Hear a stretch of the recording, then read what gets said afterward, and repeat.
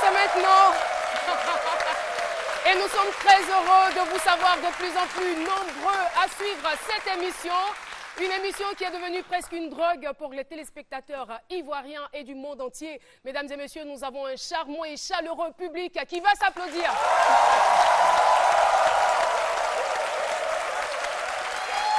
Merci de votre participation à cette émission et merci de recevoir les éléments de la Caro Gang à ma droite. Vous avez Nessine Dri. Yes! Je suis dans la joie, je suis dans l'allégresse. Parce que tout simplement... Aïe, il est à midi. Et il faut dire que c'est ton premier rendez-vous. Hein. C'est vrai. Oui, depuis la reprise. Ah oui. C'est vrai qu'on a fait la rentrée et là, aujourd'hui, on va voir si tu n'as pas oublié les anciens réflexes. On verra. On verra. Voilà, et juste en face de Nessie, vous avez Madame Tic, Méliane Cuny.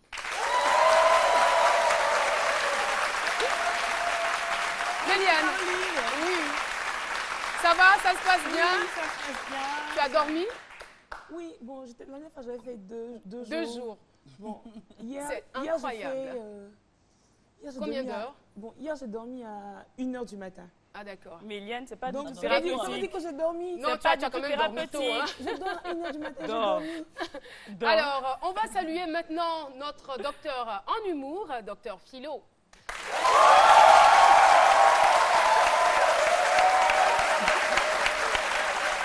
Oui, Philo.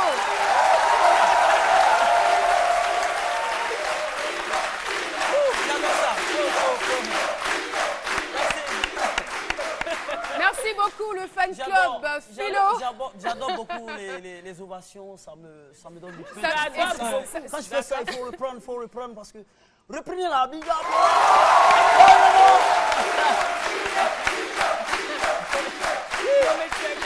Ah ouais. Ouais, merci beaucoup. Merci, le merci fan club Philo, beaucoup. franchement, c'est le transport qui m'inquiète un peu. Bon, je suis très heureux. Vous êtes nombreux. Je suis très heureux d'être là ce matin. Puis, surtout après Méliane, là, la tenue, je la décris, c'est doublement voilà, fermé avec une fermeture Mais claire. tu vas jusqu'à toucher, qu'est-ce Non, que je tu veux as? voir la Qu'est-ce qui ne fermeture va pas? claire. Je sais pas, elle s'est dit que le cœur est déjà pris, donc il faut refermer alors. Oui, Et le si ça cœur est descend, déjà- Non, le cœur est doublement déjà pris alors. Oui, doublement Deux pris. personnes. Non, une seule personne. Et je dirais triplement parce que tu n'as pas vu c'est qui est au niveau de la hanche. Oh d'accord. Alors, merci beaucoup. Alors, vous le savez, nous avons toujours une chronique où nous recevons des témoins. Et aujourd'hui, nous avons décidé de toucher un sujet très, très sensible encore une fois aujourd'hui. Et nous allons parler d'un acte odieux. C'est un phénomène qui touche la gente féminine africaine aujourd'hui. On a plus de 140 millions de femmes dans le monde qui sont victimes de cette pratique. Il s'agit bel et bien de l'excision. Mesdames et messieurs, on va dire non à cela, non à l'excision. Et je vous laisse tout de suite en compagnie de Dr Philo pour le thème « À 9 ans, j'ai été excisée ». On retrouve tout de suite Dr Philo. Oui, J'ai été excisée à 9 ans. à 9 ans, c'est le docteur Philo, c'est un thème très très épineux, mais franchement il va falloir en parler. Mais Bien sûr. en tant que docteur pluraliste, expansionniste, je vous le dis, oui, c'est Il a des difficultés avec voilà, son avec titre. moi, je n'ai pas allé Il y en a dans... tellement, voilà, tellement. Mais il faut remonter depuis l'Antiquité, hein, donner un peu, toucher du doigt même l'origine même de l'excision. En fait, pendant les guerres, les conquêtes territoriales et autres, il y a eu l'esclavage et autres, tout ça et autres, les guerres tribales et autres.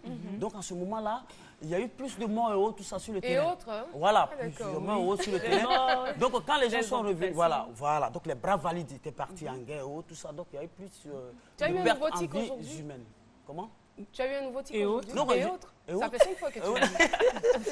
Il dit Et que nous donc- sommes les autres. Voilà. Et donc, il y a eu plusieurs pertes en vie humaine. Donc, et là, maintenant, il a fallu adopter maintenant une politique de procréation. Donc, comment faire? Oui, il fallait mettre en place une politique de natalité pour que les femmes puissent procréer. Non. Et donc, une Remplacer femme cette est notion sortie de l'homme. Elle dit, moi, j'ai la solution. J'ai la solution à ça. Et là, elle a pratiqué ce phénomène-là qui est, comment on appelle ça? L'excision. L'excision. L'excision. On peut Voilà, parler de l'ablation et mutilation tout ça. là. génitale. Et donc, pourquoi l'excision? Parce qu'elle s'appelait Estou. Non. Je savais que tu allais nous était sur ce terrain, j'en étais sûr. J'en étais sûr. Elle voulait quoi? Elle s'appelait Estou. Son outil de travail, c'était le ciseau. Donc pour Donc ça elle, va on a... Estou, ciseau, on a déformé l'excision. Attends, donc Et pour donc- elle, attends, dis-nous, Oui. pour elle, en enlevant le clitoris, comment ça allait multiplier la procréation? Non, pour elle, à l'époque, là, elle, pour elle, Philo. en s'adonnant à ce genre de phénomène-là, ça allait favoriser plus la procréation. Elle venait du Nord. C'est pourquoi aujourd'hui, c'est un peu plus répandu au Nord. Et heureusement que les politiques sont en train de lutter contre ce phénomène-là. C'est pourquoi au Nord, aujourd'hui, il y a plus d'enfants. C'est pourquoi les gens font beaucoup d'enfants au Nord aujourd'hui. On C'est pensait ce qui que- explique cela. Philo, excuse-moi, si tu permets, selon mes recherches, on a dit que c'était pour permettre aux femmes, au contraire, de se préserver, de ne pas avoir de rester fidèles à leur pendant mari que leur qui mari partait allait en guerre. Oui. Heureusement que, selon tes recherches, selon la chronique est étudiée, selon Dr. Selon Philo. Dr. Donc, Philo, selon voilà. moi, Donc, pour dire que ce sont des ce sont des mensonges. propos qui viennent de moi-même. d'accord. Plus engagé, une Toi-même. chronique encore plus Ah, engagée. d'accord. Avant, c'était l'humour de Dr. Philo et autres. Maintenant, c'est selon. Selon. Plus engagé et ça vient de moi-même. Ah, Voilà. Et donc, cet phénomène a banni aujourd'hui. Et donc, je dirais que c'est pas du tout bon. Même quand vous voyez les vieilles femmes qui s'adonnent à cela, quand vous voyez les yeux là, c'est toujours rouge. C'est toujours rouge. pas seulement Et puis, cela, hein. Oui, non, c'est toujours rouge. C'est pas humain ça. Et donc même les chansons, même pour accompagner les jeunes filles là même, c'est des chansons mais qui font pitié. On n'élève même pas le ton. Pour dire que ce qu'on fait là, c'est pas bien. On n'élève même pas le ton. Pour dire que ce qu'on fait là, c'est pas bien. Et même aujourd'hui, je suis écœuré quand j'entends des hommes dire que moi, quand je ne donne pas l'argent du popote à une femme qui n'est pas excisée. Ça existe? Oui, ça existe. Selon Dr. Comme il Philo. sait que sa femme n'est pas excisée, là, donc il est marié à elle, il ne donne jamais popote. Donc c'est Selon une pratique. Dr. Philo. Selon Selon Dr. Dr. Philo. Philo. Donc, Il faut le c'était mentionner. heureusement même qu'il y a aujourd'hui plusieurs ONG qui luttent dans ce sens-là, notamment, je citerai celle de l'imam Sissé Djigba, qui est la fondation Djigia. Et aujourd'hui, avec l'apport même du gouvernement, est en train de lutter contre ce phénomène-là. Et je dirais non à l'excision et c'est déplorable, selon Dr. Philo. Merci beaucoup, Dr. Philo. Alors, la récurrence et la gravité de ce problème, de ce phénomène, nous ont poussé à nous poser la question de savoir l'excision est-elle utile encore aujourd'hui dans notre société? C'est la question du micro-trottoir et c'est midi revient juste après. Moi, je veux que tous ceux qui font ça, ils n'ont qu'à arrêter. Parce qu'avant, nous, même chez nous, nos grands-parents la faisaient ça, mais maintenant, ils ont arrêté de faire ça. À l'accouchement, ça cause beaucoup de problèmes aux femmes. Donc, nos parents qui font ça présentement, ils n'ont qu'à arrêter ça. Concernant l'excision, je pense que c'est une très, très mauvaise chose. Parce que d'abord, elle peut entraîner des maladies sexuellement pour des filles qui sont excisées. Parce que le matériel utilisé n'est pas forcément stérilisé. Et ces dames qui pratiquent l'excision ne sont pas passées maîtres dans l'art au niveau de la médecine. Donc, ça donne à des pratiques qu'elles-mêmes ne maîtrisent pas. Du coup, ces matériaux-là peuvent être infectés. J'ai dit les femmes, on ne doit pas faire ça. C'est interdit. La loi qui vient d'arriver maintenant, il y a beaucoup de maladies. On a interdit pour ralentir nos filles comme garçons. On a fait plus ça. Je demande pardon nos mamans, on n'a qu'à laisser ça. Voilà, nous sommes donc de retour sur le plateau de ce midi.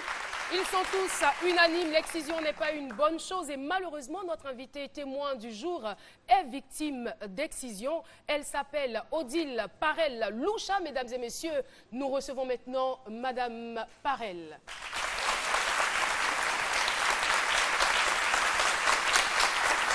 Odile Parel-Loucha est styliste, modéliste. Merci. Nous sommes très ravis de vous recevoir sur ce plateau. Bonjour, madame. Bonjour. Vous allez bien? Oui, oui. En tout cas, on vous remercie pour votre courage. Merci. Parce que c'est un acte de bravoure que de pouvoir venir comme ça à la télé parler d'excision, surtout quand on a été victime de cette pratique. Alors, avec vous, on va aller à la genèse de cet acte odieux, comme je le disais d'entrée de jeu. Ok. Et voilà, c'était... j'avais 9 ans. Mon père, il travaillait à Béoumi, dans le centre de la Côte d'Ivoire. Et papa avait plusieurs femmes, avait 4 femmes en ce moment. Et moi, j'avais 9 ans. Et les parents, comme chaque vacances, ils nous disaient qu'ils allaient nous donner de l'argent pour aller à Boaké nous acheter des habits. Et comme des enfants, on était tout contents de partir à Boaké. Et quand on partait à Boaké, on partait d'abord dans un supermarché, nous acheter du pain avec du saucisson à l'ail. Et puis après, on partait nous acheter nos habits. Donc, en ce moment-là, les parents, ils nous ont dit qu'on devait aller à Boaké. On était tout contents. On a fait tous les travaux qu'on devait faire à la maison. Et le jour J, le jour de partir à Boaké, ils nous mettent dans une bâchée, comme des moutons. Vous étiez au nombre de combien? De 9. De 9 filles. Et puis, sur la route, on constate qu'ils ne prennent pas la route de Boaké. Et on a commencé à paniquer, taper la voiture en demandant « Mais où est-ce que vous nous amenez ?» Et puis, en ce moment, il n'y a pas eu de réponse. Jusqu'à ce qu'on nous amène dans une brousse. Et à la descente de la voiture, ils nous couvrent d'un gros drap. Et puis, sous le drap, on appelait nos mamans. Personne ne nous répondait. Et tout d'un coup... Ça devait être déjà traumatisant pour des enfants. C'est traumatisant. Et tout d'un coup, ils viennent, ils prennent la plus âgée.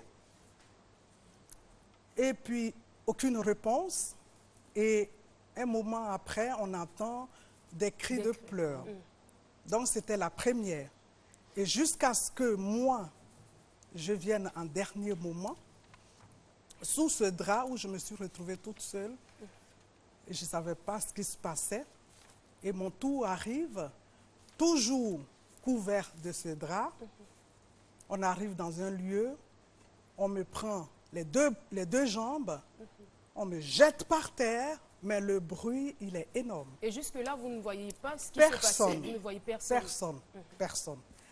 Et tout d'un coup, on écarte mes jambes et j'entends dans ma chair ce bruit plusieurs fois. Voilà. Jusqu'à ce qu'ils finissent leur sale besogne. Et quand vous dites plusieurs fois? Plusieurs fois, plus que moi... Ça ne se fait pas d'un trait? Non, je ne pense pas. Parce que quand même, la jeune fille, elle se débat. Donc, comme l'appareil génital féminin, il n'est pas énorme, je pense qu'elles ont de la peine deux fois à saisir ce qu'elles veulent enlever.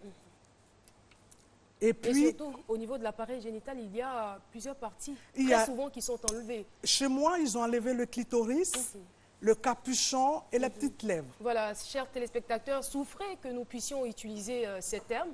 Nous n'avons pas d'autre choix que de le faire parce que c'est de ça qu'il s'agit. Voilà, longtemps, ça a été un sujet tabou, mais aujourd'hui, nous combattons ce phénomène. Il est temps qu'on puisse en parler et toucher du doigt ce problème. Et Caroline, oui, si tu me permets. Oui, merci. Avant, vous n'aviez jamais entendu parler de l'excision? Non. Vous n'aviez jamais entendu parler de cette pratique? À 9 ans, c'est vraiment trop tôt. Et puis, même si on en a entendu parler, on ne peut pas savoir. En plus, on n'était pas au village. C'est clair. On n'était pas au village. Donc, clair. papa servait à Boaké, comme j'ai dit, dans le centre. Un intellectuel. Voilà, donc, non. Vous n'aviez aucune idée? Non, non. Et après, qu'est-ce qui va se passer par la suite? Et après, quand on m'a excisé, j'ai vu que toutes mes sœurs, elles étaient alignées comme ça. Donc, ils ont creusé un trou et après l'excision, il fallait s'asseoir sur ce trou pour laisser couler ce sang. Mais je vous dis, les pleurs, ce film, il me revient à chaque fois.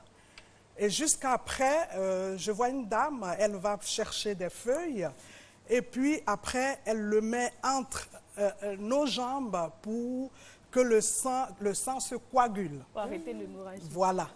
Et puis, donc, juste après, on nous a attaché nos morceaux de pain. Et puis voilà, on est prête pour aller à la maison. Traumatisée déjà pour la seconde fois. Voilà. Alors, la blessure va durer combien de temps? Presque 2 mois. Mais je vous dis que la première semaine, c'était difficile pour moi d'aller aux toilettes comme tout le monde. Je ne pouvais pas faire pipi, je ne pouvais pas aller aux toilettes. C'était très, très difficile. Et pendant cette expérience, les filles, elles se mettent deux par deux. Et moi, j'étais avec mon aîné, ma soeur, qui m'a beaucoup soutenue pour que je puisse me Alors là, mettre, vous grandissez, vous devenez une jeune fille. je deviens une jeune fille et qui déteste l'inférieur de son corps. Et c'était très difficile pour moi. Et à l'internat, je voyais que mes copines, de fois, en se lavant, je vois qu'elles ont leur clitoris entre les jambes. Et puis moi, j'ai qu'une cicatrice. Donc ça, j'en ai souffert. Et quand il arrive l'âge d'avoir les rapports sexuels, qu'est-ce qui se sexuels. passe? Et ça a été très difficile pour moi. Ça a été une période... Difficile dans quel sens? Parce que je n'arrivais pas à avoir d'orgasme, de plaisir. Ça a duré jusqu'à à 38 ans que j'ai eu la première fois mon orgasme. Et quelle a été la répercussion, on va dire, de ce manque de plaisir-là sur vos différentes relations? Ben, c'est que les hommes, ils me laissaient tomber. Et pourtant, moi, j'ai grandi, on a grandi à l'église. Et j'aimais le côté famille prêché à l'église. J'ai toujours voulu... J'étais une femme sérieuse, une jeune fille sérieuse, mais les hommes, après une relation, ils me laissaient tomber. Et qu'est-ce qu'ils vous reprochaient? Eh ben, ils m'ont rien dit. Ils m'ont rien dit, donc mais vous je vous rendiez compte que c'était non, dû à ça? moi, je ne pensais pas. Je ne savais pas que c'était dû à ça. Je ne savais pas. Jusqu'à ce que je me disais, peut-être que c'est l'homme qui avait le sexe qui ne correspondait pas à mon sexe, à moi. J'imagine qu'entre jeunes filles, vous devez avoir des conversations. Non, non, non. Non, du tout? Alors, non. Alors d'accord. Et à votre niveau, est-ce que vous arriviez quand même à ressentir quelquefois des plaisirs? Bon, maintenant, vous avez dit que c'est à partir de 38 voilà, ans, mais avant, rien. Vous étiez frigide, rien. carrément. Oui, avant rien. Peut-être aussi parce que j'étais bloquée aussi dans ma tête. Hein. Et puis, il a fallu une fois... Et traumatisée aussi. Oui, à 38 ans, je me rappelle, j'étais avec mes tantes. C'est la première fois on a commencé à parler de la sexualité. Et je vous dis qu'elles m'ont appris beaucoup de choses. Choses que je suis allée tout de suite appliquer sur mon nouveau copain. Et Dieu merci que... Mais deux fois, ça fait du bien d'échanger. Deux fois, ça fait du bien de parler. Et on peut toujours apprendre à tout âge. Oui, Nessie. Donc apparemment, il n'y a pas eu beaucoup de communication avec vos parents. Non. Quand vous êtes revenu après l'excision, je vais revenir là-dessus. Quand vous êtes revenu, vous ne leur avez pas demandé pourquoi est-ce qu'ils ne vous ont rien dit, pourquoi est-ce qu'ils ne vous ont jamais parlé de cela? Malheureusement, au moment où j'ai commencé à parler de l'Oucha, où j'ai commencé à créer, j'ai créé l'association, mes parents sont décédés avant. Donc, s'ils étaient là, il y avait plein de questions que j'allais leur poser. Mais seulement quand on préparait l'émission, vous nous disiez que vous en vouliez à votre tante. Justement, c'est ce que j'allais dire. J'en voulais à ma tante. C'est la grande sœur de mon papa. Et je pense dans plusieurs familles africaines, ce ne sont pas les parents même qui décident d'exciser leurs enfants. C'est les tantes, c'est l'oncle, peut-être plus les tantes. Et dans mon cas, c'est la grande sœur à mon père qui a décidé qu'on passe par l'excision. Et je lui en voulais énormément. Mais Dieu merci, avant son décès, j'ai pu discuter avec elle et faire la paix et lui pardonner. D'accord. Oui, je vais vous demander tout de suite, je ne sais pas si je redonne la parole, après je vais tout dire en même temps. Moi, je pense que la lutte au-delà de l'interdiction, il faut aller aussi vers les ferronniers. Parce que c'est eux qui fabriquent les fers là aussi. Il faut aller sensibiliser aussi les ferronniers. Je reviens à ma question. Je reviens à ma question maintenant. On utilise les lames. C'est aussi les lames, ce n'est pas seulement les couteaux. Ok, je reviens à On ma va question. arrêter aussi la fabrication des lames, je suppose, Philo. Voilà. Franchement. Je reviens pour revenir à ma question. Est-ce qu'au-delà du plaisir, là, est-ce que... Tu veux parler des conséquences, bien encore, sûr, au-delà des conséquences au-delà du plaisir sexuel. Voilà, du plaisir sexuel que vous n'avez pas. Est-ce qu'il y a d'autres conséquences encore? Moi, dans ma vie... À votre niveau, pas de façon générale, en fait. Toutes les séquelles physiques et psychologiques que cela a pu entraîner dans votre vie. Et puis, je n'ai pas compris. Je n'ai pas compris la question. Vous avez parlé du manque de plaisir sexuel. Je vais dire, à votre niveau personnellement, est-ce qu'il y a encore des conséquences de cette pratique-là sur vous encore? Oui, mais bien sûr, puisque j'ai ma cicatrice entre les jambes. Oui. Quand je vais tous les jours faire ma toilette ou aller aux besoins, c'est là. C'est là que je vis avec et j'en souffre. Alors, malheureusement, on ne pourra pas montrer la photo aux téléspectateurs. Vous avez osé mettre dans ce livre la photo de votre appareil génital. Et bien là, je veux dire aux téléspectateurs, c'est vrai qu'ils ne voient pas la photo, mais tout est parti. Oui. Tout est parti. Et je crois que ce livre, c'est pour combattre ce phénomène. C'est pour aussi montrer ce que c'est que l'excision. Comme c'est l'excision, on a ça entre les jambes, on ne voit pas la gravité. Tout à fait. C'est pas comme si on vous coupe un bras ou bien une oreille ou bien un truc comme ça sur le corps. Comme c'est une partie cachée, les gens ne se rendent pas compte. Et moi, c'est pour montrer, afin que les gens prennent conscience de la barbarie. Et je vois la femme est comme une rose qui s'épanouit au fil du temps, mais lorsqu'elle est excisée, elle ne peut s'ouvrir et s'épanouir correctement. Oui. On doit vivre avec. Heureusement... on parle aujourd'hui de chirurgie réparatrice. Oui, il y a la chirurgie réparatrice, heureusement. Mais moi, dans mon cas, pour le moment, je ne me suis pas encore fait réparer. Mais je pense aussi que la sexualité, c'est un tout. Vous ne vous limitez pas à l'Afrique, hein? Cette lutte, vous la menez partout, partout où on retrouve des femmes africaines? Oui, en Europe aussi. Je sais qu'il y a 28 pays africains qui pratiquent ça. Moi, je suis en Suisse, ça va faire bientôt 20 ans. Donc, voilà. Je vois bien que vous portez comme foulard un pagne de l'Ouest. Est-ce que vous êtes allé sensibiliser vos parents de l'Ouest? Parce que cette pratique est aussi... exercé là-bas. L'Oucha a été créé en 2009 et puis 2009, on a été chaque fois au village pour des sensibilisations. Donc, donc ça marche. Voilà. C'est très bien. Alors, il y a beaucoup de réactions sur Twitter et sur Facebook. On va donner la possibilité rapidement à Méliane de nous lire quelque chose, juste un tout petit... On a M. Touré qui vous encourage, Touré Ben Bakari, qui dit « Sois forte femme, victime de ce fléau. Allah fera payer le mal qu'ils t'ont toutes fait. » Ensuite, vraiment, c'est un mal perdu et ça craint encore. L'Afrique doit se lever contre ce acte barbare de Thio Issa. On a Choco qui nous dit « Est-ce que cette violence faite aux femmes peut être sévèrement punie au lieu de dire que c'est une coutume qu'on veut pérenniser ?» Pour des réactions. Oui, bien sûr, c'est puni. La loi a été promulguée le 18 décembre 1998, condamnant donc les auteurs d'excision à une peine d'emprisonnement allant de 1 à 5 ans et d'une forte amende de 360 000 à 2 millions de francs CFA. Donc, à bon entendeur, salut. Madame Farel, nous avons été très heureux d'échanger avec vous. Vous avez le mot de fin. Le mot de fin... Je vois que vous êtes très émue. Oui. Je viens du village maintenant où on a organisé la cérémonie de la journée mondiale de la lutte contre l'excision. Je veux dire merci au gouvernement pour ce qu'ils sont en train de faire.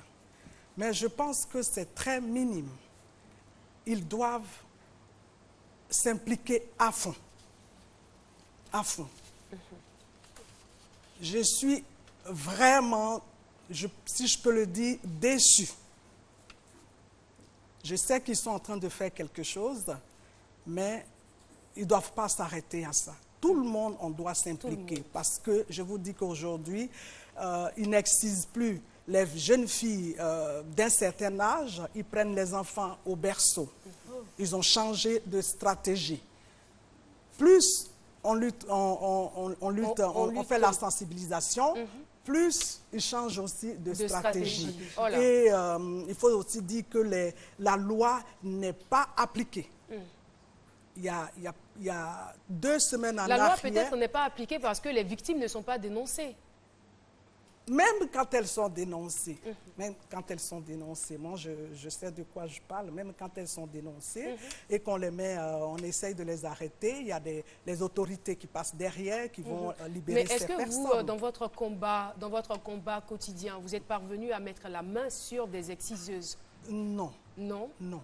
C'est pas facile. En fait. Non. Moi, je dis pas maintenant. Pour intervenir, je lui dis que le gouvernement, c'est qu'un sûr, le gouvernement fait son travail, mais il va falloir une prise de conscience du côté de nos mamans là-bas, leur montrer les conséquences, parce que le gouvernement ne peut pas envoyer un gendarme chaque fois dans chaque famille pour surveiller, voir un peu. Toi, tu mets ton enfant au monde, tu fais ce que tu veux avec ton enfant. Philo. Voyez un peu. Donc, moi, je pense qu'il faut une prise de conscience aussi de nos mamans. Moi, je pense que le gouvernement peut faire plus, parce que quand on parle aujourd'hui du sport, c'est passé à la télévision, c'est passé dans les journaux, c'est passé à la radio, c'est tout le monde qui est impliqué. Et ça, ce problème, il faut que tout le monde s'implique. L'État peut le faire. L'État peut faire beaucoup de choses dans ce sens-là. Le sujet, il est très concernant, très passionnant. On a du mal à mettre un terme, mais nous sommes bien obligés. On va saluer ces jeunes qui ont chanté pour lutter contre l'excision, qui sont avec nous. Voilà, je crois qu'ils vous accompagnent aussi. Salut Yvon Solébert.